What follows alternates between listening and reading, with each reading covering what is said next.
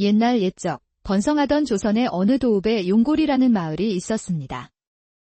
이곳에 새로 시집온 며느리 선혜는 시집온 첫날부터 단 하루도 마음 편할 날 없이 이마를 찌푸리며 지냈습니다. 그녀의 친정은 본래 양반 가문이었으나 오래전에 몰락하여 이름뿐인 신세였지요.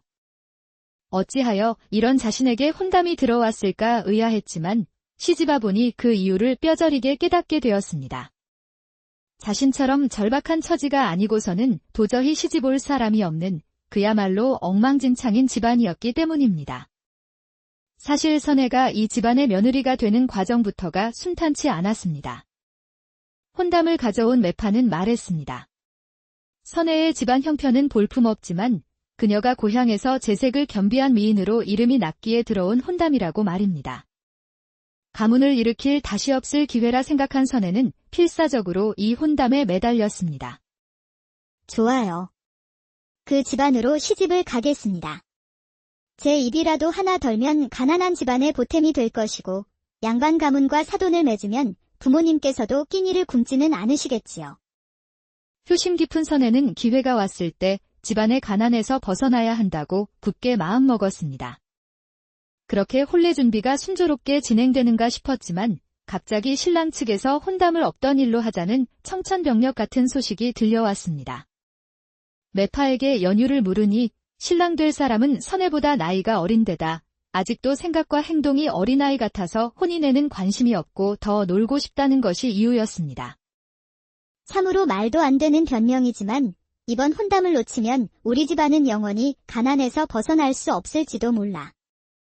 이 말을 들은 선혜는 입술을 앙다물고 결심한 뒤 그 길로 신랑의 집을 수소문하여 찾아갔습니다. 어떻게든 신랑의 마음을 돌려 혼례를 성사시키는 것만이 집안을 위한 길이라 생각했기 때문입니다. 물어물어 신랑의 집에 도착한 선혜가 담벼락 너머로 그를 훔쳐보니 마침 신랑이 기지개를 켜며 마당으로 나오고 있었습니다. 어이구, 따분하기도 하지. 어디 재미난 일 없나? 하품을 하며 투덜거리던 신랑이 주변을 두리번거리며 재미있는 것을 찾는 눈치였습니다. 그때 옆집 감나무 가지에 열려있던 감 하나가 툭 하고 그의 눈앞에 떨어졌습니다. 이것이 웬 횡재냐? 마침 출출하던 참이었는데 잘됐군. 신랑은 자신의 마당으로 굴러들어온 큼직한 감을 주워들고는 와그작 맛있게 씹어 먹었습니다. 그때 옆집에서 한 노인이 다가와 버럭 화를 내며 소리쳤습니다. 이놈! 이런 도둑놈을 보았나? 그건 우리 집 감나무에서 열린 감인데 어찌 내 놈이 함부로 주워 먹는 것이냐? 노인의 호통에도 신랑은 콧방귀를 뀌며 대답했습니다. 어이구, 어르신. 이것이 어찌 어르신 댁의 감입니까? 여기를 좀 보십시오. 어르신 댁 감나무 가지가 우리 집 담벼락 너머로 넘어와 있지 않습니까? 게다가 감이 떨어진 곳도 우리 집 마당이고요. 우리 소유의 땅으로 넘어온 물건이니 이것은 우리 집 것입니다. 관리를 소홀히 한 어르신을 탓하셔야지요. 뭔니라? 이놈아! 그것이 무슨 말도 안 되는 억지냐? 겨우 담벼락을 넘어갔다고 어찌 내 것이란 말이냐? 그럼요. 그래야 맞지 않겠습니까? 엄연히 우리 집 담벼락을 넘어왔으니 이것은 제 것이 맞습니다. 막무가내로 우기는 신랑의 모습은 참으로 얄밉기 그지없었습니다. 이 모습을 지켜보던 선혜의 머릿속에 기막힌 생각이 번뜩 떠올랐습니다. 노인은 말이 통하지 않자 화를 내며 돌아가 버렸고 잠시 후 신랑은 또 떨어진 감이 없나 살피러 마당으로 나왔습니다. 그런데 그의 눈앞에 어처구니 없는 광경이 펼쳐졌습니다. 선혜가 상체는 담벼락 밖으로, 하체는 담벼락 안쪽 마당을 향한 채 마치 담벼락에 널어놓은 이불처럼 대롱대롱 걸려있는 것이 아니겠어요? 뭐 하는 것이오? 아니 여보시오, 대관절 뉘시오. 남의 집 담벼락에서 이리 해괴한 모양새를 하고 계신단 말이오. 신랑이 당황하여 묻자 선혜는 얼굴을 붉히며 대답했습니다. 대단히 송구하옵니다. 소녀, 저 담 너머 감나무에 감히 탐이 나 손을 뻗다가 그만 발을 헛디뎌 담벼락에 걸리고 말았습니다. 헌데 기왓장에 옷이 끼어 오도 가도 못하는 신세가 되어버렸지 뭐겠어요? 그 말을 들은 신랑이 어이없다는 표정으로 말했습니다. 이거야 원의 사람 얼굴을 보고 말을 해야 하거늘 처자의 볼기짝을 보며 대꾸하려니 기분이 참 이상하구려. 그래, 다 큰 처자가 이리 볼기를 훤히 내밀고 있으니 꼴불견이요. 내 도와드릴 테니 어서 담 너머로 넘어가시오. 그러자 그 말을 기다렸다는 듯 선혜가 씩 웃으며 대답했습니다.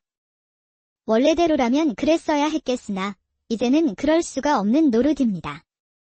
제 상반신은 아직 제 것이라 할 수 있지만 제 하반신은 이미 제 것이 아니게 되어버렸으니까요.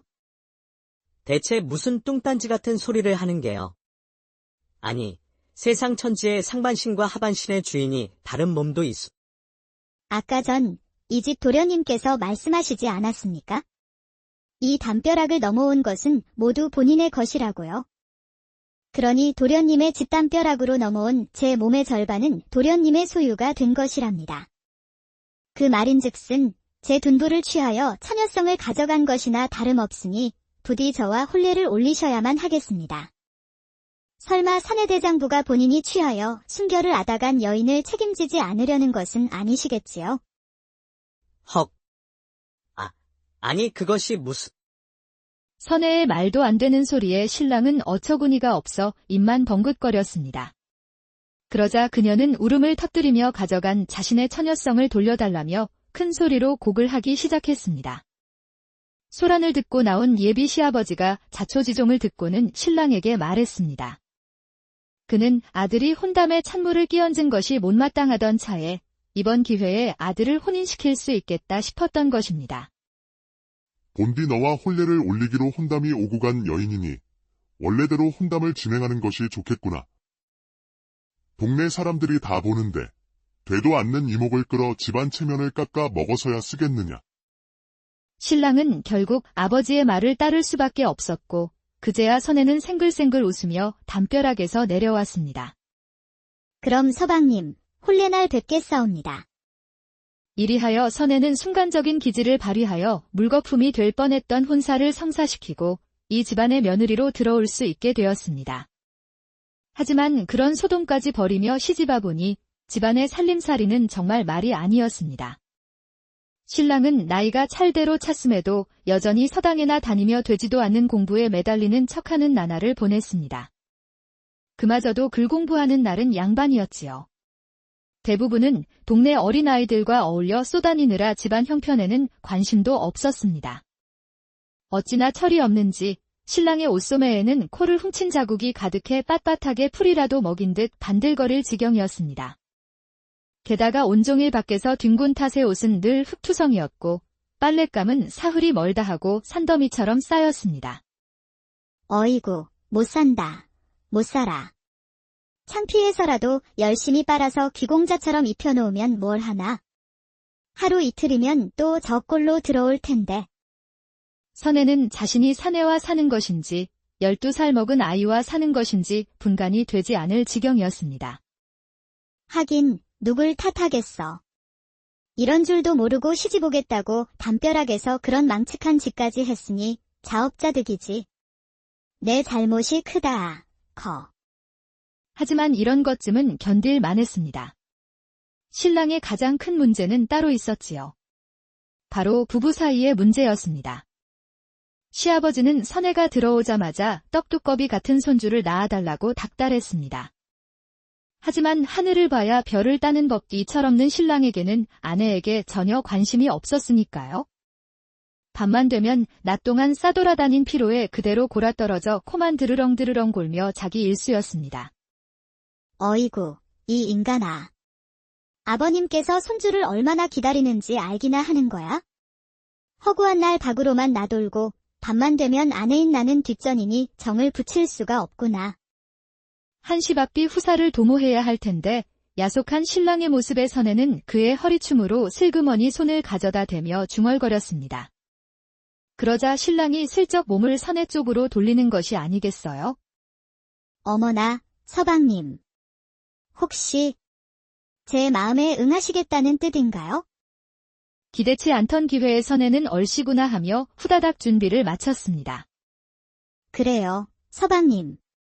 아버님 눈치 보느라 밥이 코로 들어가는지 입으로 들어가는지 모르겠어요. 우리 이제 그만 아버님께 손주를 안겨드리자고요.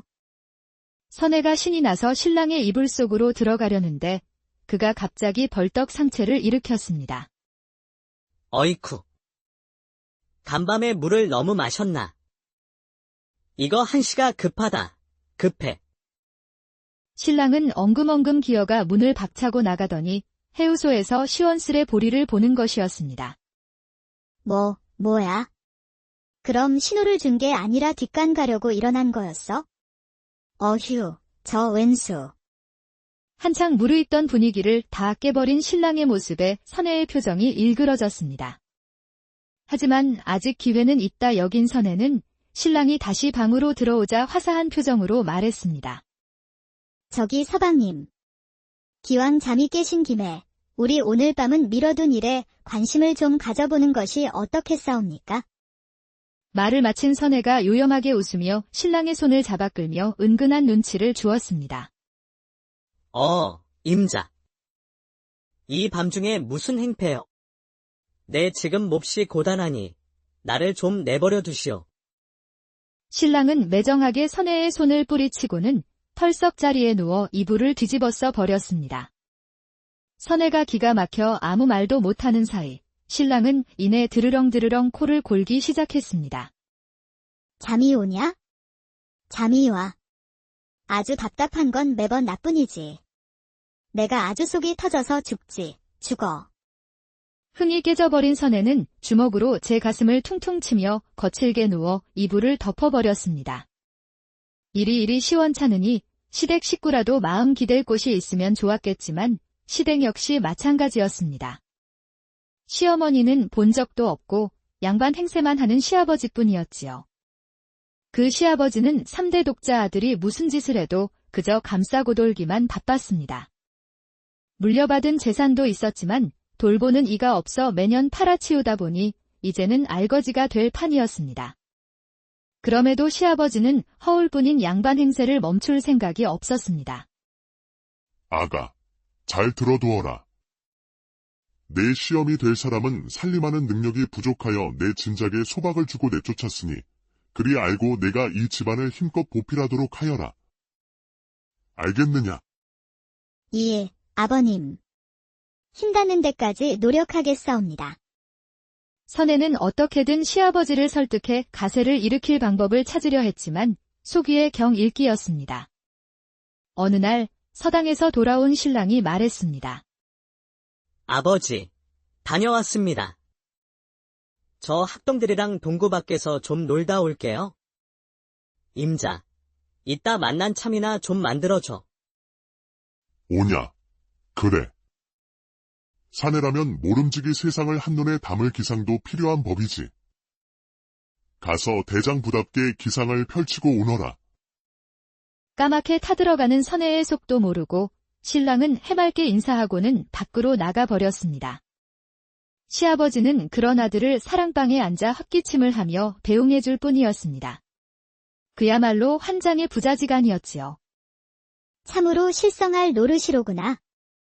저리 양반 흉내나 낼 것이면 천방지축으로 구는 아들부터 좀 뜯어 말릴 것이지.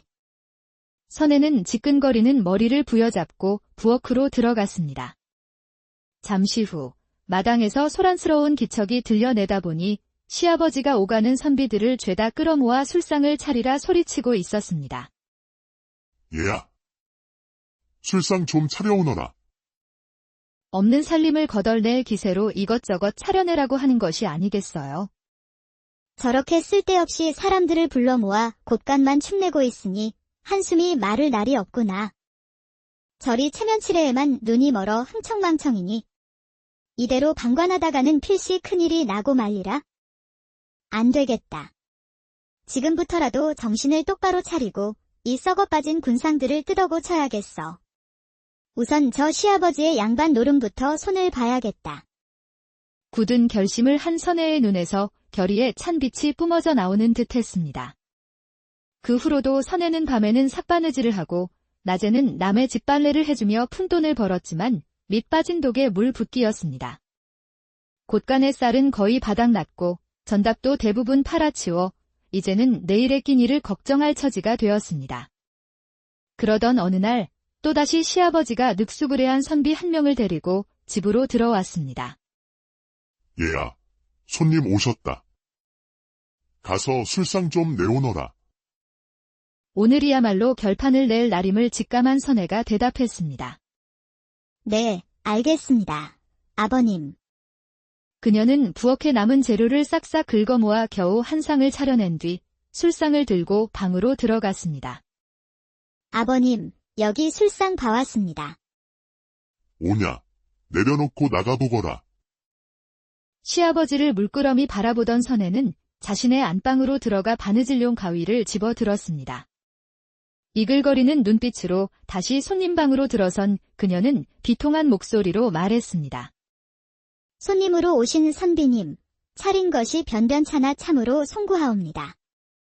귀한 손님께는 산적이나 너비안이라도 올려드려야 마땅하오나 지금 보시는 이 술상이 저희 집 부엌에 남은 음식의 전부이옵니다.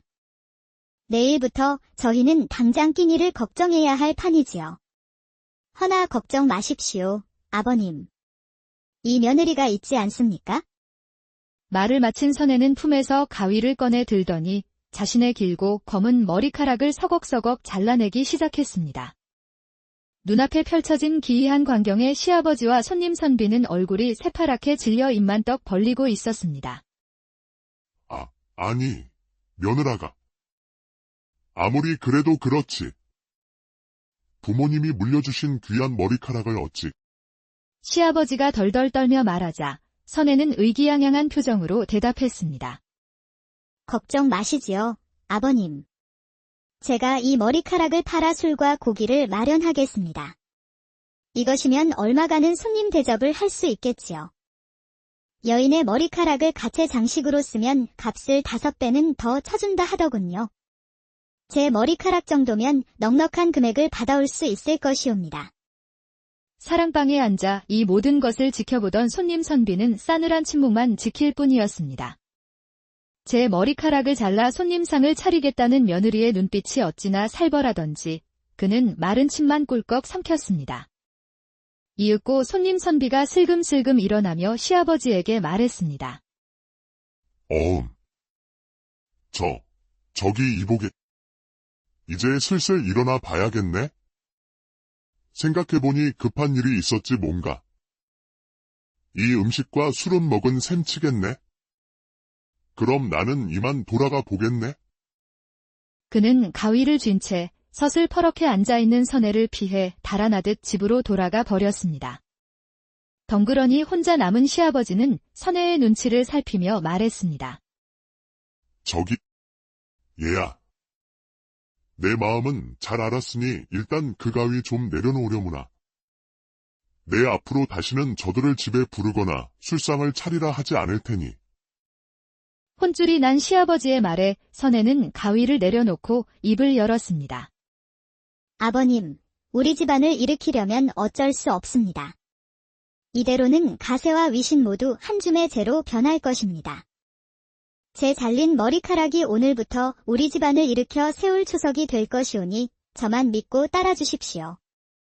그리고 간곡히 부탁드립니다. 서방님의 해이해진 마음도 돌릴 수 있도록 아버님께서 부디 힘을 보태주십시오. 며느리가 또 무슨 일을 벌일지 모른다는 생각에 시아버지는 그럼하고 대답할 수밖에 없었습니다. 그날 이후 시아버지는 더 이상 손님을 초대하거나 집안의 재물을 허투루 쓰는 일이 없었습니다. 그날 저녁, 들판에서 흙투성이가 되어 돌아온 신랑이 집으로 들어섰습니다. 서방님, 오셨군요. 드릴 말씀이 있으니 잠시 안으로 드시지요. 어라? 아니 부인, 그 머리카락은 대체 어찌 된 일이요? 이게 무슨 해괴한 꼴이란 말인가? 아내의 잘려나간 머리카락을 본 신랑이 놀라 묻자 선혜는 대수롭지 않게 대답했습니다. 제 머리카락 말씀이십니까? 이것은 우리 집안의 살림이 더는 풍족하지 않다는 표식이옵니다. 이제는 먹을 쌀과 반찬이 없어 제가 머리를 잘라 팔아 먹을 것을 사와야 한다는 뜻이지요. 선혜의 침통한 말에도 정신을 못 차린 신랑은 버럭 성질을 냈습니다. 이보시오, 부인. 어째 말 속에 뼈가 있는 듯하구려. 지금 감히 나를 비꼬는 것이오. 사내가 큰 뜻을 품고 있으면 반드시 길이 열리는 법. 내가 아직 기회를 못 만났을 뿐이니 하늘 같은 남편을 믿고 기다리면 될 것을. 남편의 환한 목소리에도 선혜는 차분하게 대꾸했습니다. 서방님, 기회는 준비하는 자의 몫입니다. 지금처럼 방탕하게 지내셔서는 바늘구멍 같은 기회를 잡을 수 없습니다. 동구 밖에서 어린 학동들과 어울려 놀기만 해서는 결코 그 뜻을 펼치실 수 없답니다. 아니, 뭘. 지금 설교라도 하겠다는 걸. 어찌 지아비에게 면박을 준단 말이오. 아니 되겠소. 당장 아버님께 이 사실을 고해 집안의 위계를 바로 세워야겠소. 말을 마친 신랑은 그 길로 시아버지의 방문을 두드리며 읍소했습니다. 아버지! 저 여편네가 하늘 같은 남편을 우습게 알고 사내의 큰 뜻을 의심하고 있습니다. 어서 저 흉한 눈빛을 좀 보십시오. 소란의 문을 열고 나온 시아버지는 살며시 선혜의 얼굴을 바라보았습니다. 흉하게 잘린 머리카락, 그리고 대쪽같이 빛나는 며느리의 눈빛. 시아버지는 오금이 저려오는 표정으로 아들에게 말했습니다. 이놈아! 너는 부인의 잘린 머리카락을 보고도 아무 생각이 들지 않느냐? 어찌 그런 사사로운 일로 애비에게 달려와 고자질을 하는 게야? 잠자코 며느라가의 말에 따르거라. 앞으로는 그런 자질구레한 일로 나를 귀찮게 하지 말 거라. 하늘이 무너지는 기분이었습니다. 신랑은 평생 처음 들어보는 아버지의 호된 꾸지람에 얼굴이 잿빛으로 변했습니다. 시아버지는 헛기침을 하며 며느리의 눈치를 보더니 방으로 들어가 문을 쾅 닫아버렸습니다. 대체 아버님께 무슨 말을 했길래 저러시는가? 단 한 번도 내게 언성을 높인 적이 없으셨는데. 분한 마음에 뒷짐을 지고 호통치는 신랑에게 선혜가 차분히 대답했습니다. 아버님께서는 이제 무조건 서방님 편을 들지 않으실 겁니다. 혼탁한 현실을 직시하고 계신 것이지요. 이제 이 집안에서 서방님의 잘못된 행동을 눈감아 줄 사람은 아무도 없습니다. 이것은 예전처럼 억지를 쓴다고 해결될 일이 아니니 이제부터 제가 바로잡아 드리겠습니다. 아니, 뭘. 이 여편네가 보자 하니까 점점. 신랑이 말을 잇지 못하는 가운데 선혜는 한치의 물러섬도 없이 그를 꿋꿋 옛날 옛적 번성하던 조선의 어느 도읍에 용골이라는 마을이 있었습니다. 이곳에 새로 시집온 며느리 선혜는 시집온 첫날부터 단 하루도 마음 편할 날 없이 이마를 찌푸리며 지냈습니다. 그녀의 친정은 본래 양반 가문이었으나 오래전에 몰락하여 이름뿐인 신세였지요. 어찌하여 이런 자신에게 혼담이 들어왔을까 의아했지만 시집와 보니 그 이유를 뼈저리게 깨닫게 되었습니다. 자신처럼 절박한 처지가 아니고서는 도저히 시집 올 사람이 없는 그야말로 엉망진창인 집안이었기 때문입니다. 사실 선혜가 이 집안의 며느리가 되는 과정부터가 순탄치 않았습니다. 혼담을 가져온 매파는 말했습니다. 선혜의 집안 형편은 볼품없지만 그녀가 고향에서 재색을 겸비한 미인으로 이름이 났기에 들어온 혼담이라고 말입니다. 가문을 일으킬 다시 없을 기회라 생각한 선혜는 필사적으로 이 혼담에 매달렸습니다. 좋아요. 그 집안으로 시집을 가겠습니다. 제 입이라도 하나 덜면 가난한 집안의 보탬이 될 것이고 양반 가문과 사돈을 맺으면 부모님께서도 끼니를 굶지는 않으시겠지요. 효심 깊은 선혜는 기회가 왔을 때 집안의 가난에서 벗어나야 한다고 굳게 마음먹었습니다.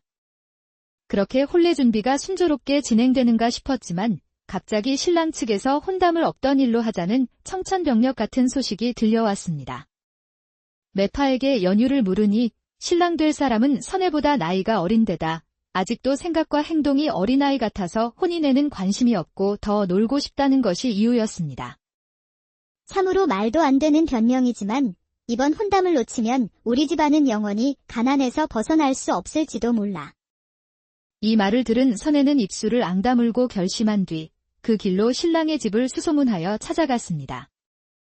어떻게든 신랑의 마음을 돌려 혼례를 성사시키는 것만이 집안을 위한 길이라 생각했기 때문입니다. 물어물어 신랑의 집에 도착한 선혜가 담벼락 너머로 그를 훔쳐보니 마침 신랑이 기지개를 켜며 마당으로 나오고 있었습니다. 어이구, 따분하기도 하지. 어디 재미난 일 없나? 하품을 하며 투덜거리던 신랑이 주변을 두리번거리며 재미있는 것을 찾는 눈치였습니다.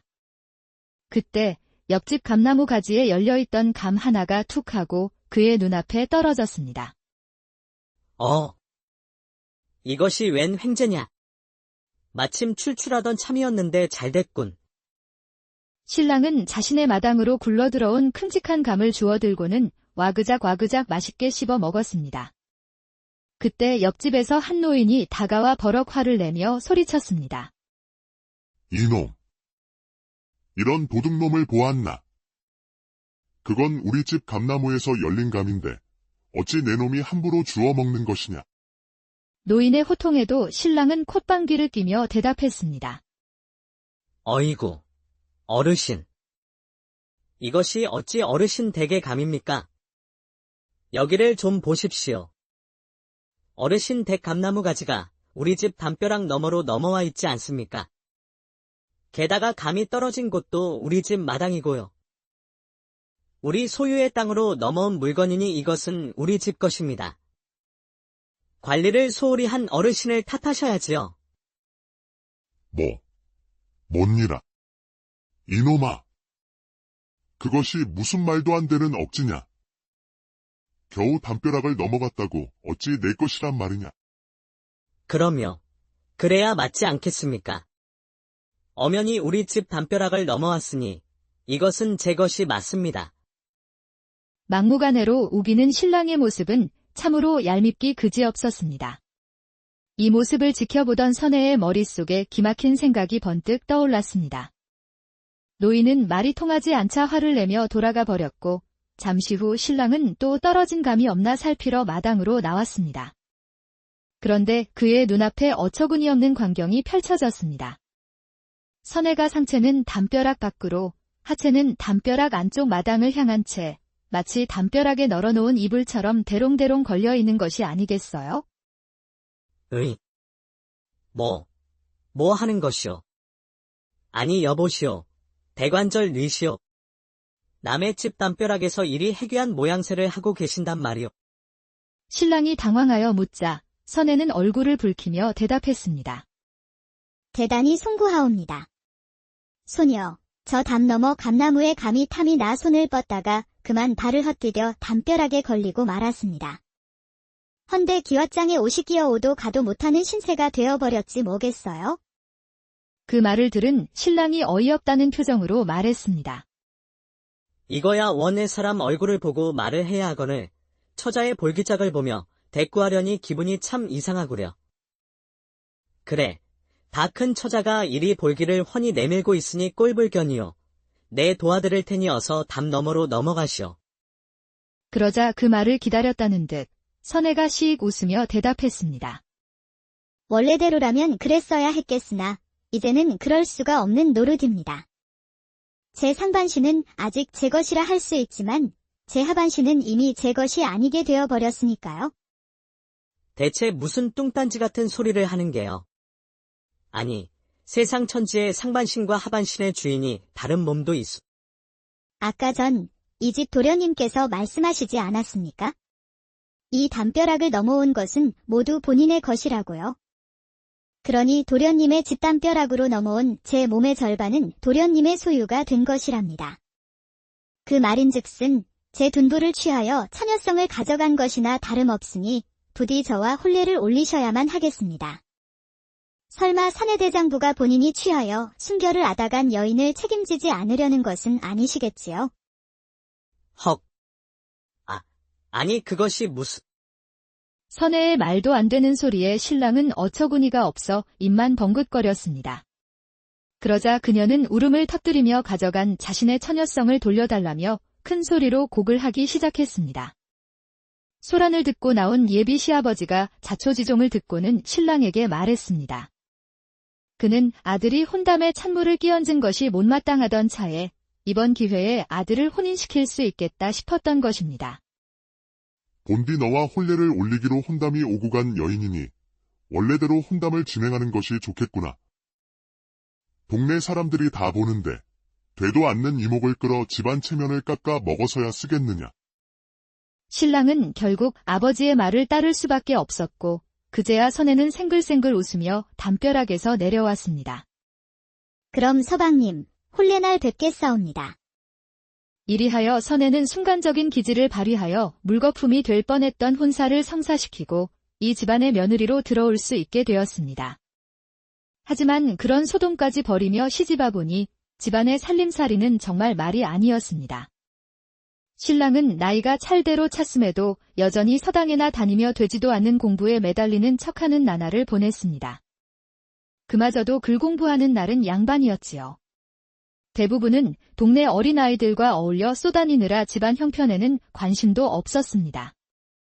어찌나 철이 없는지 신랑의 옷소매에는 코를 훔친 자국이 가득해 빳빳하게 풀이라도 먹인 듯 반들거릴 지경이었습니다. 게다가 온종일 밖에서 뒹군 탓의 옷은 늘 흙투성이었고 빨랫감은 사흘이 멀다 하고 산더미처럼 쌓였습니다.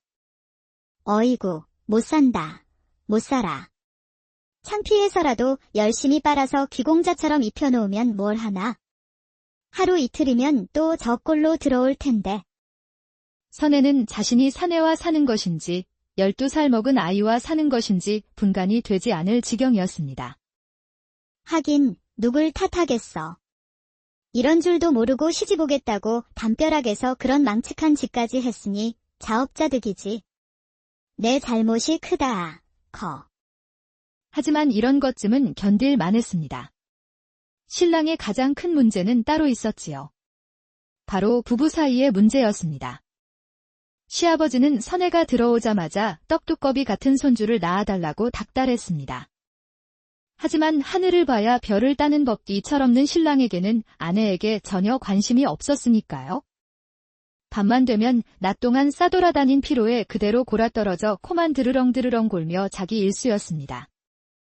어이구, 이 인간아. 아버님께서 손주를 얼마나 기다리는지 알기나 하는 거야? 허구한 날 밖으로만 나돌고 밤만 되면 아내인 나는 뒷전이니 정을 붙일 수가 없구나.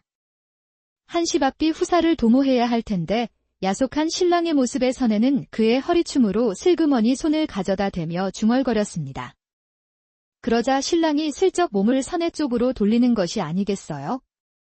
어머나, 서방님. 혹시 제 마음에 응하시겠다는 뜻인가요? 기대치 않던 기회에 선혜는 얼씨구나 하며 후다닥 준비를 마쳤습니다. 그래요, 서방님. 아버님 눈치 보느라 밥이 코로 들어가는지 입으로 들어가는지 모르겠어요. 우리 이제 그만 아버님께 손주를 안겨드리자고요. 선혜가 신이 나서 신랑의 이불 속으로 들어가려는데 그가 갑자기 벌떡 상체를 일으켰습니다. 어이쿠. 간밤에 물을 너무 마셨나? 이거 한시가 급하다. 급해. 신랑은 엉금엉금 기어가 문을 박차고 나가더니 해우소에서 시원스레 보리를 보는 것이었습니다. 뭐야? 그럼 신호를 준 게 아니라 뒷간 가려고 일어난 거였어? 어휴, 저 왼수. 한창 무르익던 분위기를 다 깨버린 신랑의 모습에 선혜의 표정이 일그러졌습니다. 하지만 아직 기회는 있다 여긴 선혜는 신랑이 다시 방으로 들어오자 화사한 표정으로 말했습니다. 저기 서방님. 기왕 잠이 깨신 김에 우리 오늘 밤은 미뤄둔 일에 관심을 좀 가져보는 것이 어떻겠사옵니까? 말을 마친 선혜가 요염하게 웃으며 신랑의 손을 잡아 끌며 은근한 눈치를 주었습니다. 임자. 이 밤중에 무슨 행패요? 내 지금 몹시 고단하니 나를 좀 내버려 두시오. 신랑은 매정하게 선혜의 손을 뿌리치고는 털썩 자리에 누워 이불을 뒤집어써 버렸습니다. 선혜가 기가 막혀 아무 말도 못하는 사이 신랑은 이내 드르렁드르렁 코를 골기 시작했습니다. 잠이 오냐? 잠이 와. 아주 답답한 건 매번 나뿐이지. 내가 아주 속이 터져서 죽어. 흥이 깨져버린 선혜는 주먹으로 제 가슴을 퉁퉁 치며 거칠게 누워 이불을 덮어버렸습니다. 이리 시원찮으니 시댁 식구라도 마음 기댈 곳이 있으면 좋았겠지만 시댁 역시 마찬가지였습니다. 시어머니는 본 적도 없고 양반 행세만 하는 시아버지뿐이었지요. 그 시아버지는 3대 독자 아들이 무슨 짓을 해도 그저 감싸고 돌기만 바빴습니다.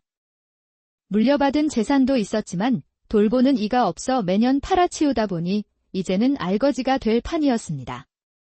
그럼에도 시아버지는 허울뿐인 양반 행세를 멈출 생각이 없었습니다. 아가, 잘 들어두어라. 내 시험이 될 사람은 살림하는 능력이 부족하여 내 진작에 소박을 주고 내쫓았으니 그리 알고 내가 이 집안을 힘껏 보필하도록 하여라. 알겠느냐? 예, 아버님. 힘닿는 데까지 노력하겠사옵니다. 선혜는 어떻게든 시아버지를 설득해 가세를 일으킬 방법을 찾으려 했지만 속위에 경 읽기였습니다. 어느 날 서당에서 돌아온 신랑이 말했습니다. 아버지, 다녀왔습니다. 저 학동들이랑 동구 밖에서 좀 놀다 올게요. 임자, 이따 만난 참이나 좀 만들어줘. 오냐? 그래. 사내라면 모름지기 세상을 한눈에 담을 기상도 필요한 법이지. 가서 대장부답게 기상을 펼치고 오너라. 까맣게 타들어가는 선혜의 속도 모르고 신랑은 해맑게 인사하고는 밖으로 나가버렸습니다. 시아버지는 그런 아들을 사랑방에 앉아 헛기침을 하며 배웅해줄 뿐이었습니다. 그야말로 환장의 부자지간이었지요. 참으로 실성할 노릇이로구나. 저리 양반 흉내나 낼 것이면 천방지축으로 구는 아들부터 좀 뜯어 말릴 것이지. 선혜는 지끈거리는 머리를 부여잡고 부엌으로 들어갔습니다. 잠시 후 마당에서 소란스러운 기척이 들려내다 보니 시아버지가 오가는 선비들을 죄다 끌어모아 술상을 차리라 소리치고 있었습니다. 얘야, 술상 좀 차려오너라. 없는 살림을 거덜낼 기세로 이것저것 차려내라고 하는 것이 아니겠어요. 저렇게 쓸데없이 사람들을 불러 모아 곳간만 축내고 있으니 한숨이 마를 날이 없구나. 저리 체면치레에만 눈이 멀어 흥청망청이니 이대로 방관하다가는 필시 큰일이 나고 말리라. 안 되겠다. 지금부터라도 정신을 똑바로 차리고 이 썩어 빠진 군상들을 뜯어 고쳐야겠어. 우선 저 시아버지의 양반 노름부터 손을 봐야겠다. 굳은 결심을 한 선혜의 눈에서 결의에 찬 빛이 뿜어져 나오는 듯 했습니다. 그 후로도 선혜는 밤에는 삭바느질을 하고 낮에는 남의 집빨래를 해주며 푼돈을 벌었지만 밑 빠진 독에 물 붓기였습니다. 곳간의 쌀은 거의 바닥났고 전답도 대부분 팔아치워 이제는 내일의 끼니를 걱정할 처지가 되었습니다. 그러던 어느 날 또다시 시아버지가 늑수구레한 선비 한 명을 데리고 집으로 들어왔습니다. 얘야, 손님 오셨다. 가서 술상 좀 내오너라. 오늘이야말로 결판을 낼 날임을 직감한 선혜가 대답했습니다. 네, 알겠습니다. 아버님. 그녀는 부엌에 남은 재료를 싹싹 긁어모아 겨우 한 상을 차려낸 뒤 술상을 들고 방으로 들어갔습니다. 아버님, 여기 술상 봐왔습니다. 오냐? 내려놓고 나가보거라. 시아버지를 물끄러미 바라보던 선혜는 자신의 안방으로 들어가 바느질용 가위를 집어들었습니다. 이글거리는 눈빛으로 다시 손님방으로 들어선 그녀는 비통한 목소리로 말했습니다. 손님으로 오신 선비님, 차린 것이 변변찮아 참으로 송구하옵니다. 귀한 손님께는 산적이나 너비안이라도 올려드려야 마땅하오나 지금 보시는 이 술상이 저희 집 부엌에 남은 음식의 전부이옵니다. 내일부터 저희는 당장 끼니를 걱정해야 할 판이지요. 허나 걱정 마십시오, 아버님. 이 며느리가 있지 않습니까? 말을 마친 선혜는 품에서 가위를 꺼내 들더니 자신의 길고 검은 머리카락을 서걱서걱 잘라내기 시작했습니다. 눈앞에 펼쳐진 기이한 광경에 시아버지와 손님 선비는 얼굴이 새파랗게 질려 입만 떡 벌리고 있었습니다. 아니, 며느라가. 아무리 그래도 그렇지. 부모님이 물려주신 귀한 머리카락을 어찌. 시아버지가 덜덜 떨며 말하자 선혜는 의기양양한 표정으로 대답했습니다. 걱정 마시지요, 아버님. 제가 이 머리카락을 팔아 술과 고기를 마련하겠습니다. 이것이면 얼마 가는 손님 대접을 할 수 있겠지요. 여인의 머리카락을 가채 장식으로 쓰면 값을 5배는 더 쳐준다 하더군요. 제 머리카락 정도면 넉넉한 금액을 받아올 수 있을 것이옵니다.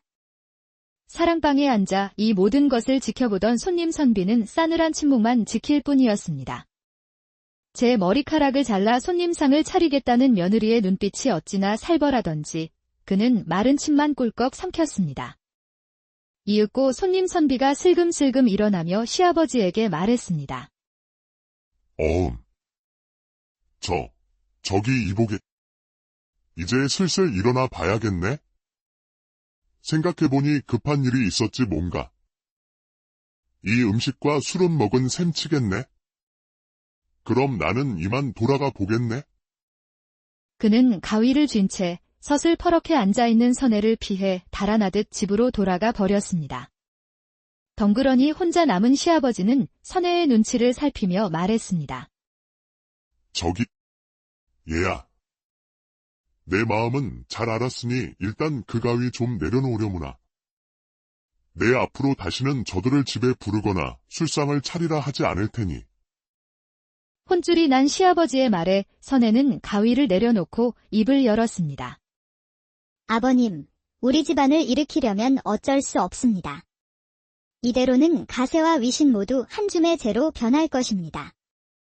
제 잘린 머리카락이 오늘부터 우리 집안을 일으켜 세울 초석이 될 것이오니 저만 믿고 따라주십시오. 그리고 간곡히 부탁드립니다. 서방님의 해이해진 마음도 돌릴 수 있도록 아버님께서 부디 힘을 보태주십시오. 며느리가 또 무슨 일을 벌일지 모른다는 생각에 시아버지는 그럼하고 대답할 수밖에 없었습니다. 그날 이후 시아버지는 더 이상 손님을 초대하거나 집안의 재물을 허투루 쓰는 일이 없었습니다. 그날 저녁, 들판에서 흙투성이가 되어 돌아온 신랑이 집으로 들어섰습니다. 서방님, 오셨군요. 드릴 말씀이 있으니 잠시 안으로 드시지요. 어라? 아니 부인, 그 머리카락은 대체 어찌 된 일이요? 이게 무슨 해괴한 꼴이란 말인가? 아내의 잘려나간 머리카락을 본 신랑이 놀라 묻자 선혜는 대수롭지 않게 대답했습니다. 제 머리카락 말씀이십니까? 이것은 우리 집안의 살림이 더는 풍족하지 않다는 표식이옵니다. 이제는 먹을 쌀과 반찬이 없어 제가 머리를 잘라 팔아 먹을 것을 사와야 한다는 뜻이지요. 선혜의 침통한 말에도 정신을 못 차린 신랑은 버럭 성질을 냈습니다. 이보시오, 부인. 어째 말 속에 뼈가 있는 듯하구려. 지금 감히 나를 비꼬는 것이오. 사내가 큰 뜻을 품고 있으면 반드시 길이 열리는 법. 내가 아직 기회를 못 만났을 뿐이니 하늘 같은 남편을 믿고 기다리면 될 것을. 남편의 환한 목소리에도 선혜는 차분하게 대꾸했습니다. 서방님, 기회는 준비하는 자의 몫입니다. 지금처럼 방탕하게 지내셔서는 바늘구멍 같은 기회를 잡을 수 없습니다. 동구 밖에서 어린 학동들과 어울려 놀기만 해서는 결코 그 뜻을 펼치실 수 없답니다. 아니, 지금 설교라도 하겠다는 걸. 어찌 지아비에게 면박을 준단 말이오. 아니 되겠소. 당장 아버님께 이 사실을 고해 집안의 위계를 바로 세워야겠소. 말을 마친 신랑은 그 길로 시아버지의 방문을 두드리며 읍소했습니다. 아버지! 저 여편네가 하늘 같은 남편을 우습게 알고 사내의 큰 뜻을 의심하고 있습니다. 어서 저 흉한 눈빛을 좀 보십시오. 소란의 문을 열고 나온 시아버지는 살며시 선혜의 얼굴을 바라보았습니다. 흉하게 잘린 머리카락, 그리고 대쪽같이 빛나는 며느리의 눈빛. 시아버지는 오금이 저려오는 표정으로 아들에게 말했습니다. 이놈아! 너는 부인의 잘린 머리카락을 보고도 아무 생각이 들지 않느냐? 어찌 그런 사사로운 일로 애비에게 달려와 고자질을 하는 게야? 잠자코 며느라가의 말에 따르거라. 앞으로는 그런 자질구레한 일로 나를 귀찮게 하지 말 거라. 하늘이 무너지는 기분이었습니다. 신랑은 평생 처음 들어보는 아버지의 호된 꼬지람에 얼굴이 잿빛으로 변했습니다. 시아버지는 헛기침을 하며 며느리의 눈치를 보더니 방으로 들어가 문을 쾅 닫아버렸습니다. 대체 아버님께 무슨 말을 했길래 저러시는가? 단 한 번도 내게 언성을 높인 적이 없으셨는데. 분한 마음에 뒷짐을 지고 호통치는 신랑에게 선혜가 차분히 대답했습니다. 아버님께서는 이제 무조건 서방님 편을 들지 않으실 겁니다. 혼탁한 현실을 직시하고 계신 것이지요. 이제 이 집안에서 서방님의 잘못된 행동을 눈감아 줄 사람은 아무도 없습니다. 이것은 예전처럼 억지를 쓴다고 해결될 일이 아니니 이제부터 제가 바로잡아 드리겠습니다. 아니, 이 여편네가 보자 하니까 점점. 신랑이 말을 잇지 못하는 가운데 선혜는 한치의 물러섬도 없이 그를 꿋꿋 옛날 옛적 번성하던 조선의 어느 도읍에 용골이라는 마을이 있었습니다. 이곳에 새로 시집온 며느리 선혜는 시집온 첫날부터 단 하루도 마음 편할 날 없이 이마를 찌푸리며 지냈습니다. 그녀의 친정은 본래 양반 가문이었으나 오래전에 몰락하여 이름뿐인 신세였지요. 어찌하여 이런 자신에게 혼담이 들어왔을까 의아했지만 시집와 보니 그 이유를 뼈저리게 깨닫게 되었습니다. 자신처럼 절박한 처지가 아니고서는 도저히 시집 올 사람이 없는 그야말로 엉망진창인 집안이었기 때문입니다. 사실 선혜가 이 집안의 며느리가 되는 과정부터가 순탄치 않았습니다. 혼담을 가져온 매파는 말했습니다. 선혜의 집안 형편은 볼품없지만 그녀가 고향에서 재색을 겸비한 미인으로 이름이 났기에 들어온 혼담이라고 말입니다. 가문을 일으킬 다시 없을 기회라 생각한 선혜는 필사적으로 이 혼담에 매달렸습니다. 좋아요. 그 집안으로 시집을 가겠습니다. 제 입이라도 하나 덜면 가난한 집안의 보탬이 될 것이고 양반 가문과 사돈을 맺으면 부모님께서도 끼니를 굶지는 않으시겠지요. 효심 깊은 선혜는 기회가 왔을 때 집안의 가난에서 벗어나야 한다고 굳게 마음먹었습니다. 그렇게 혼례 준비가 순조롭게 진행되는가 싶었지만 갑자기 신랑 측에서 혼담을 없던 일로 하자는 청천벽력 같은 소식이 들려왔습니다. 매파에게 연유를 물으니 신랑 될 사람은 선혜보다 나이가 어린데다 아직도 생각과 행동이 어린아이 같아서 혼인에는 관심이 없고 더 놀고 싶다는 것이 이유였습니다. 참으로 말도 안 되는 변명이지만 이번 혼담을 놓치면 우리 집안은 영원히 가난에서 벗어날 수 없을지도 몰라. 이 말을 들은 선혜는 입술을 앙다물고 결심한 뒤 그 길로 신랑의 집을 수소문하여 찾아갔습니다. 어떻게든 신랑의 마음을 돌려 혼례를 성사시키는 것만이 집안을 위한 길이라 생각했기 때문입니다. 물어물어 신랑의 집에 도착한 선혜가 담벼락 너머로 그를 훔쳐보니 마침 신랑이 기지개를 켜며 마당으로 나오고 있었습니다. 어이구, 따분하기도 하지. 어디 재미난 일 없나? 하품을 하며 투덜거리던 신랑이 주변을 두리번거리며 재미있는 것을 찾는 눈치였습니다. 그때 옆집 감나무 가지에 열려있던 감 하나가 툭 하고 그의 눈앞에 떨어졌습니다. 이것이 웬 횡재냐? 마침 출출하던 참이었는데 잘됐군. 신랑은 자신의 마당으로 굴러들어온 큼직한 감을 주워들고는 와그작 맛있게 씹어 먹었습니다. 그때 옆집에서 한 노인이 다가와 버럭 화를 내며 소리쳤습니다. 이놈! 이런 도둑놈을 보았나? 그건 우리 집 감나무에서 열린 감인데 어찌 내 놈이 함부로 주워 먹는 것이냐? 노인의 호통에도 신랑은 콧방귀를 뀌며 대답했습니다. 어이구, 어르신. 이것이 어찌 어르신 댁의 감입니까? 여기를 좀 보십시오. 어르신 댁 감나무 가지가 우리 집 담벼락 너머로 넘어와 있지 않습니까? 게다가 감이 떨어진 곳도 우리 집 마당이고요. 우리 소유의 땅으로 넘어온 물건이니 이것은 우리 집 것입니다. 관리를 소홀히 한 어르신을 탓하셔야지요. 뭔 일아? 이놈아. 그것이 무슨 말도 안 되는 억지냐? 겨우 담벼락을 넘어갔다고 어찌 내 것이란 말이냐? 그럼요. 그래야 맞지 않겠습니까? 엄연히 우리 집 담벼락을 넘어왔으니 이것은 제 것이 맞습니다. 막무가내로 우기는 신랑의 모습은 참으로 얄밉기 그지없었습니다. 이 모습을 지켜보던 선혜의 머릿속에 기막힌 생각이 번뜩 떠올랐습니다. 노인은 말이 통하지 않자 화를 내며 돌아가 버렸고 잠시 후 신랑은 또 떨어진 감이 없나 살피러 마당으로 나왔습니다. 그런데 그의 눈앞에 어처구니없는 광경이 펼쳐졌습니다. 선혜가 상체는 담벼락 밖으로, 하체는 담벼락 안쪽 마당을 향한 채 마치 담벼락에 널어놓은 이불처럼 대롱대롱 걸려있는 것이 아니겠어요? 뭐 하는 것이오? 아니 여보시오. 대관절 뉘시오. 남의 집 담벼락에서 이리 해괴한 모양새를 하고 계신단 말이오. 신랑이 당황하여 묻자 선혜는 얼굴을 붉히며 대답했습니다. 대단히 송구하옵니다. 소녀, 저 담 너머 감나무에 감히 탐이 나 손을 뻗다가 그만 발을 헛디뎌 담벼락에 걸리고 말았습니다. 헌데 기왓장에 옷이 끼어오도 가도 못하는 신세가 되어버렸지 뭐겠어요? 그 말을 들은 신랑이 어이없다는 표정으로 말했습니다.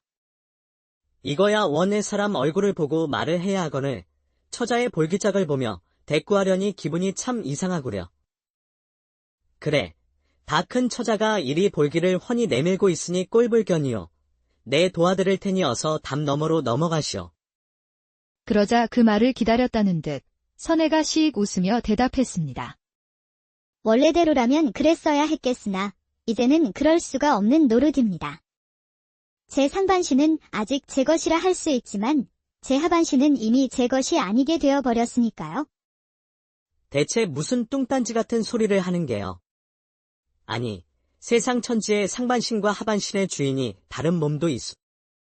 아까 전 이 집 도련님께서 말씀하시지 않았습니까? 이 담벼락을 넘어온 것은 모두 본인의 것이라고요. 그러니 도련님의 집 담벼락으로 넘어온 제 몸의 절반은 도련님의 소유가 된 것이랍니다. 그 말인즉슨 제 둔부를 취하여 처녀성을 가져간 것이나 다름없으니 부디 저와 혼례를 올리셔야만 하겠습니다. 설마 사내대장부가 본인이 취하여 순결을 앗아간 여인을 책임지지 않으려는 것은 아니시겠지요? 헉. 아니 그것이 무슨... 선혜의 말도 안 되는 소리에 신랑은 어처구니가 없어 입만 벙긋거렸습니다. 그러자 그녀는 울음을 터뜨리며 가져간 자신의 처녀성을 돌려달라며 큰 소리로 곡을 하기 시작했습니다. 소란을 듣고 나온 예비 시아버지가 자초지종을 듣고는 신랑에게 말했습니다. 그는 아들이 혼담에 찬물을 끼얹은 것이 못마땅하던 차에 이번 기회에 아들을 혼인시킬 수 있겠다 싶었던 것입니다. 본디 너와 혼례를 올리기로 혼담이 오고 간 여인이니 원래대로 혼담을 진행하는 것이 좋겠구나. 동네 사람들이 다 보는데 되도 않는 이목을 끌어 집안 체면을 깎아 먹어서야 쓰겠느냐. 신랑은 결국 아버지의 말을 따를 수밖에 없었고 그제야 선혜는 생글생글 웃으며 담벼락에서 내려왔습니다. 그럼 서방님, 혼례날 뵙겠사옵니다. 이리하여 선혜는 순간적인 기지를 발휘하여 물거품이 될 뻔했던 혼사를 성사시키고 이 집안의 며느리로 들어올 수 있게 되었습니다. 하지만 그런 소동까지 벌이며 시집와 보니 집안의 살림살이는 정말 말이 아니었습니다. 신랑은 나이가 찰대로 찼음에도 여전히 서당에나 다니며 되지도 않는 공부에 매달리는 척하는 나날을 보냈습니다. 그마저도 글 공부하는 날은 양반이었지요. 대부분은 동네 어린아이들과 어울려 쏘다니느라 집안 형편에는 관심도 없었습니다. 어찌나 철이 없는지 신랑의 옷소매에는 코를 훔친 자국이 가득해 빳빳하게 풀이라도 먹인 듯 반들거릴 지경이었습니다. 게다가 온종일 밖에서 뒹군 탓의 옷은 늘 흙투성이었고 빨랫감은 사흘이 멀다 하고 산더미처럼 쌓였습니다. 어이구, 못 산다. 못 살아. 창피해서라도 열심히 빨아서 귀공자처럼 입혀놓으면 뭘 하나. 하루 이틀이면 또 저 꼴로 들어올 텐데. 선혜는 자신이 사내와 사는 것인지 12살 먹은 아이와 사는 것인지 분간이 되지 않을 지경이었습니다. 하긴 누굴 탓하겠어. 이런 줄도 모르고 시집 오겠다고 담벼락에서 그런 망측한 짓까지 했으니 자업자득이지. 내 잘못이 크다. 커. 하지만 이런 것쯤은 견딜 만했습니다. 신랑의 가장 큰 문제는 따로 있었지요. 바로 부부 사이의 문제였습니다. 시아버지는 선혜가 들어오자마자 떡두꺼비 같은 손주를 낳아달라고 닥달했습니다. 하지만 하늘을 봐야 별을 따는 법도 철없는 신랑에게는 아내에게 전혀 관심이 없었으니까요. 밤만 되면 낮 동안 싸돌아다닌 피로에 그대로 골아떨어져 코만 드르렁드르렁 골며 자기 일수였습니다. 어이구, 이 인간아. 아버님께서 손주를 얼마나 기다리는지 알기나 하는 거야? 허구한 날 밖으로만 나돌고 밤만 되면 아내인 나는 뒷전이니 정을 붙일 수가 없구나. 한시 앞뒤 후사를 도모해야 할 텐데 야속한 신랑의 모습에 선혜는 그의 허리춤으로 슬그머니 손을 가져다 대며 중얼거렸습니다. 그러자 신랑이 슬쩍 몸을 선혜 쪽으로 돌리는 것이 아니겠어요? 어머나, 서방님. 혹시 제 마음에 응하시겠다는 뜻인가요? 기대치 않던 기회에 선혜는 얼씨구나 하며 후다닥 준비를 마쳤습니다. 그래요, 서방님. 아버님 눈치 보느라 밥이 코로 들어가는지 입으로 들어가는지 모르겠어요. 우리 이제 그만 아버님께 손주를 안겨드리자고요. 선혜가 신이 나서 신랑의 이불 속으로 들어가려는데 그가 갑자기 벌떡 상체를 일으켰습니다. 어이쿠. 간밤에 물을 너무 마셨나? 이거 한시가 급하다. 급해. 신랑은 엉금엉금 기어가 문을 박차고 나가더니 해우소에서 시원스레 보리를 보는 것이었습니다. 뭐야? 그럼 신호를 준 게 아니라 뒷간 가려고 일어난 거였어? 어휴, 저 왼수. 한창 무르익던 분위기를 다 깨버린 신랑의 모습에 선혜의 표정이 일그러졌습니다. 하지만 아직 기회는 있다 여긴 선혜는 신랑이 다시 방으로 들어오자 화사한 표정으로 말했습니다. 저기 서방님. 기왕 잠이 깨신 김에 우리 오늘 밤은 미뤄둔 일에 관심을 좀 가져보는 것이 어떻겠사옵니까? 말을 마친 선혜가 요염하게 웃으며 신랑의 손을 잡아 끌며 은근한 눈치를 주었습니다. 임자. 이 밤중에 무슨 행패요? 내 지금 몹시 고단하니 나를 좀 내버려 두시오. 신랑은 매정하게 선혜의 손을 뿌리치고는 털썩 자리에 누워 이불을 뒤집어 버렸습니다. 선혜가 기가 막혀 아무 말도 못하는 사이 신랑은 이내 드르렁드르렁 코를 골기 시작했습니다. 잠이 오냐? 잠이 와. 아주 답답한 건 매번 나뿐이지. 내가 아주 속이 터져서 죽어. 흥이 깨져버린 선혜는 주먹으로 제 가슴을 퉁퉁 치며 거칠게 누워 이불을 덮어버렸습니다. 이리 시원찮으니 시댁 식구라도 마음 기댈 곳이 있으면 좋았겠지만 시댁 역시 마찬가지였습니다. 시어머니는 본 적도 없고 양반 행세만 하는 시아버지뿐이었지요. 그 시아버지는 3대 독자 아들이 무슨 짓을 해도 그저 감싸고 돌기만 바빴습니다. 물려받은 재산도 있었지만 돌보는 이가 없어 매년 팔아치우다 보니 이제는 알거지가 될 판이었습니다. 그럼에도 시아버지는 허울뿐인 양반 행세를 멈출 생각이 없었습니다. 아가, 잘 들어두어라. 내 시험이 될 사람은 살림하는 능력이 부족하여 내 진작에 소박을 주고 내쫓았으니 그리 알고 내가 이 집안을 힘껏 보필하도록 하여라. 알겠느냐? 예, 아버님. 힘닿는 데까지 노력하겠사옵니다. 선혜는 어떻게든 시아버지를 설득해 가세를 일으킬 방법을 찾으려 했지만 속위에 경 읽기였습니다. 어느 날 서당에서 돌아온 신랑이 말했습니다. 아버지, 다녀왔습니다. 저 학동들이랑 동구 밖에서 좀 놀다 올게요. 임자, 이따 만난 참이나 좀 만들어줘. 오냐? 그래. 사내라면 모름지기 세상을 한눈에 담을 기상도 필요한 법이지. 가서 대장부답게 기상을 펼치고 오너라. 까맣게 타들어가는 선혜의 속도 모르고 신랑은 해맑게 인사하고는 밖으로 나가버렸습니다. 시아버지는 그런 아들을 사랑방에 앉아 헛기침을 하며 배웅해줄 뿐이었습니다.